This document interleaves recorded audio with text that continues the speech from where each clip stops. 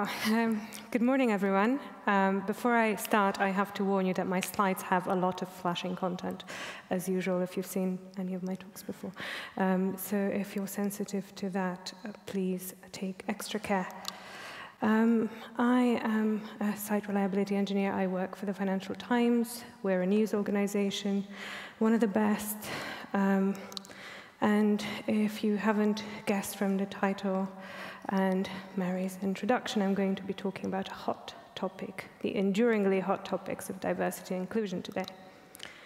And I know that right now, some of you are probably going like, here's another straight, white, able-bodied, cisgendered, random with an EU passport trying to preach. But I beg you to just hear me out, because this is actually my hill to die on.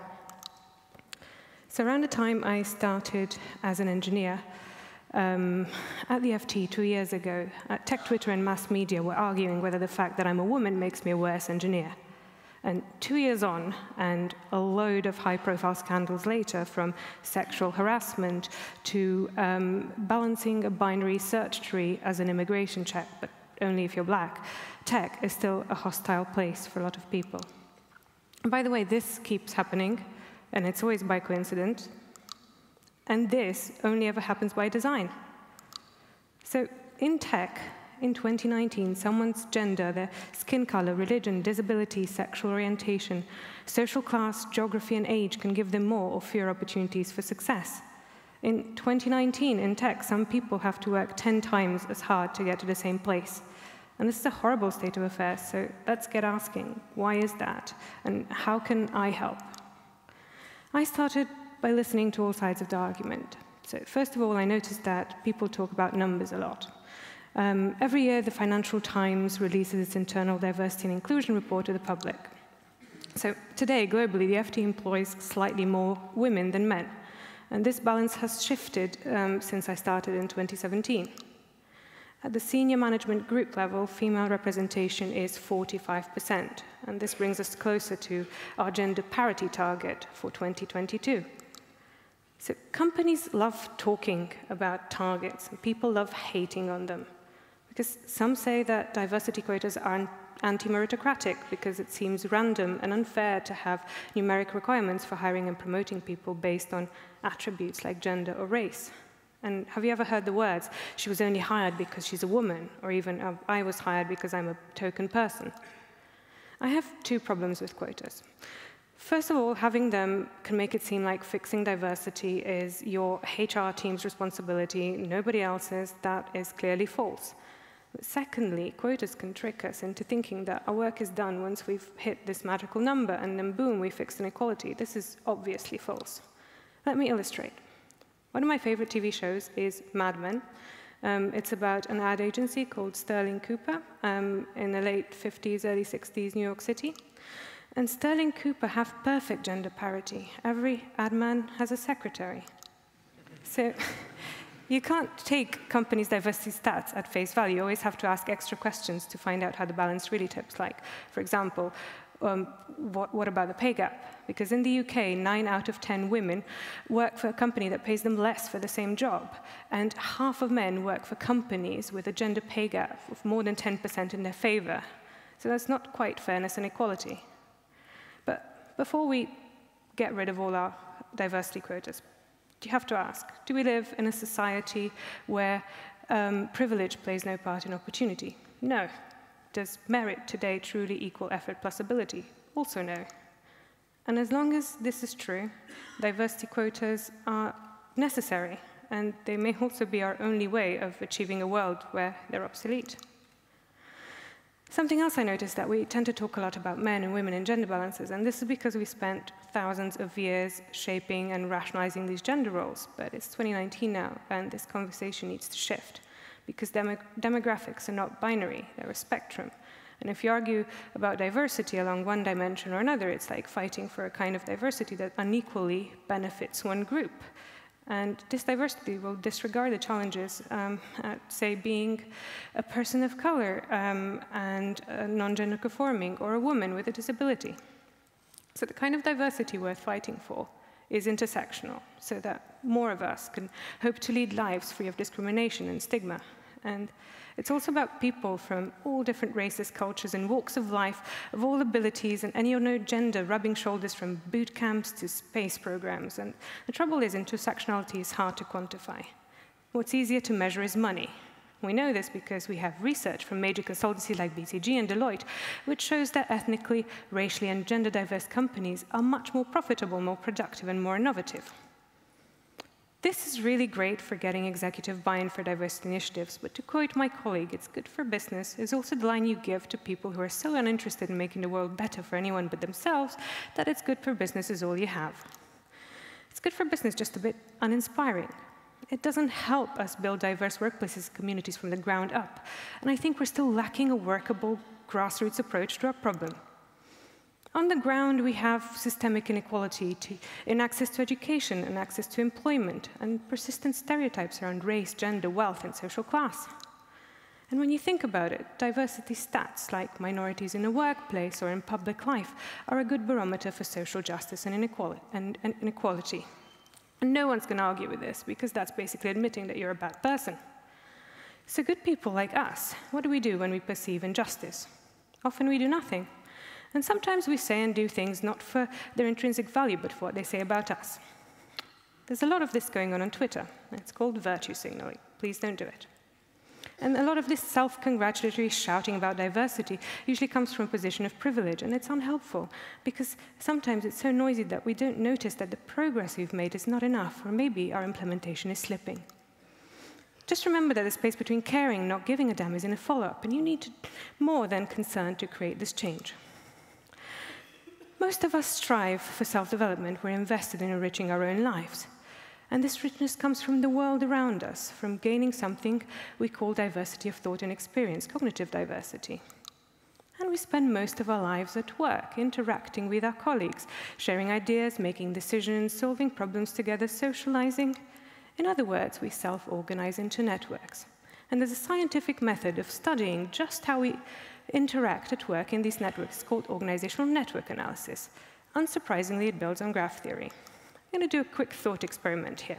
So you're looking at a random simulated graphic model of a communication network. Imagine it represents the senior leadership of the FT. The nodes are color-coded by gender. I generated this using our 45-55 gender split statistic. Now imagine these people have to make an important decision. Pick any orange node as our CTO. How many women are likely to be involved in this decision-making process? So I got the idea from a study in the Harvard Business Review, and they analyzed in a large company a lot of these networks. And the study found, for example, in the innovation network, that there were 22% more ties between members of the same gender than would be expected without giving consideration to gender. So women are less central than men, they're absent in some areas, they tend to have fewer incoming ties, so fewer people seek them out to discuss new ideas. And this is obvious if you have fewer women than men, but even if you have as many, you would still have a disproportionate ratio of same-gender ties. Because if diversity is bricks, then something called inclusion is mortar, and we are, by vice of human nature, awful at it. We have biases and blind spots, which lead to exclusion and also self-exclusion. Minority groups, they try to conform, often just to cope or to avoid being stereotyped. They de-emphasize their otherness and adopt the traits and behaviors of the majority. And when it comes to inclusion, the people in the majority group put up resistance because they perceive reverse favoritism. They feel excluded from diversity initiatives. And underrepresented groups face all sorts of things: bias, stereotype, threat, empathy gaps, ambition gaps. These things weigh you down. That's why for minorities, opportunities does not necessarily translate into professional achievement. Because if diversity is being invited to the party, inclusion is being glad you're there. And unfortunately, it looks like we haven't even got the first bit right in tech. Last year's Stack Overflow Dev survey asked 100,000 developers how they evaluate potential jobs, and 30.4%, which is a vast majority, said that diversity was their lowest priority. This year, they slightly reworded the question, and diversity still came out bottom by quite a margin. Gender minorities continue to rank culture and office environment as the top group priorities when considering jobs. Other 90-something% of those surveyed care most about how much they're getting paid. So this survey makes me sad. I hope it's an eye-opener. But before we all emigrate to the moon, Let's resolve that we are going to take down the barriers, and let's resolve that we are going to make a truly diverse and inclusive tech industry. There's no magic wand or quick fix. Here's what you can do right now. Start by doing no harm. Be kinder. Be more compassionate. Understand your own bias, and size up your privilege and keep it in check. You can use a website called Project Implicit to find out your implicit associations about race or gender, sexual orientation, and other topics. Hire people who care about diversity and inclusion, and hire them from underrepresented groups. This is super hard, and you're going to meet with opposition, because someone will say, yeah, diversity is important, but we can't lower the bar. Just no. This bar is a super arbitrary consensus reached by a privileged majority, and an internal study at Google found zero relationship between an interviewer saying hire and someone actually being a good or a bad hire. So that means that no one in tech actually has a working bar that works at determining whether someone is good or a bad hire, regardless of ethnicity or gender or any other diversity variables. Someone will say not minorities are applying. Ask why and then fix it. Good place to start, job descriptions. Leave out stuff like rockstar developer or beer pong. And there's loads of tools out there, like textio.com is something that helps you analyze your job descriptions to find obvious points for improvement.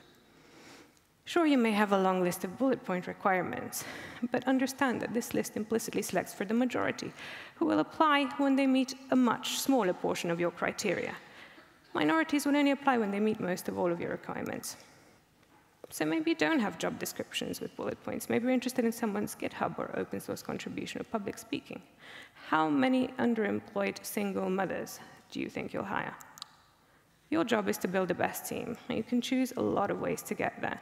But if your strategy is to hire the best candidate for the role without consideration to the wider impact on the team, and it's leaving you with a big, weaker, less diverse team, then your strategy is failing. You need to change it. You have to reach out to underrepresented groups. You can't just expect people to show up. No one owes you anything.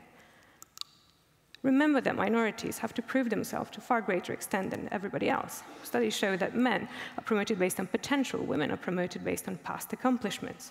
So you can't just leave people to it. You have to support them and nurture your people and be there for them throughout their career and give them opportunities as they grow. You have to advocate for others and remember to give recognition. Become an ally. All of us can be allies for each other. Start by getting comfortable with tampons and pronouns and learn the language used to describe disability and ethnicity, sexual orientation, or religion, because this is what really matters to people. So if you don't know, just ask and listen. You can help normalize allyship, especially if you're in a position of privilege. It's easier for you to advocate for allies. Look around a room when you're starting something new, making a decision, and make sure not everybody looks like you. It goes without saying, but treat everyone with the same respect and compassion, without prejudice, no matter their gender, ability, race, or class.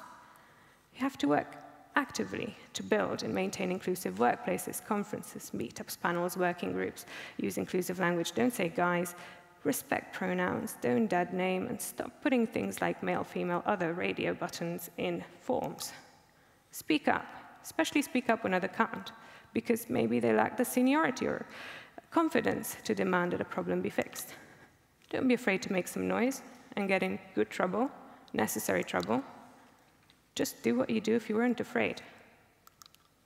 But stay true to yourself and refuse to be someone you're not, because you have the power to foster psychological safety for those around you. So make it your duty. And take responsibility for your words, especially as you get further in your career and gain more influence, because people will listen. So use that privilege to support and boost people who need it most. Listen to people. Don't interrupt. Just echo and attribute what you hear. And make sure you have access to a broad range of views. Diversify your social media or social circles. Do it with intention and compassion. Make the effort to get to know what others are going through, but don't make assumptions. You're not a savior. Maybe go ahead and join some support groups or start some. Celebrate diversity, make everyone feel welcome in tech, and hold yourself and your team accountable for creating this change, because tolerating the difference is not the same as embracing it. Thank you very much. That was all from me.